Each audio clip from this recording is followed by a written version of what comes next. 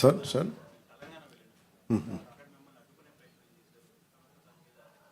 Yeah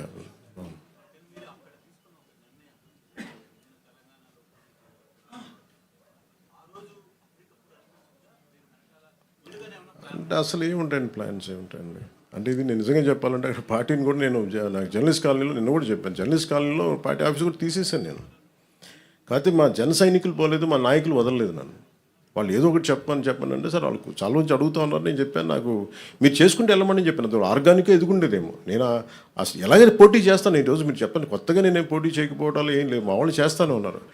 అంత ఎసెప్టివ్గా statement ఇవ్వాల్సి వచ్చింది, అంతేగాని దాని ఏదో కూర్చోబెట్టి ప్రీ ప్లాన్డ్గాను అయ్యేం లేదండి. ఎమోషనల్ ఏముంటుందండి పాలిటిక్స్లో? ఒక 2 దశాబ్దాలు తిట్టించుకున్న తర్వాత ఎమోషన్స్ ఏముంటాయి? ఇష్టారాజ్యంగా తిడతా ఉంటే ఇంకా భరించడం అనేది ఒక అలవాటు అయిపోయింది అందరికీ.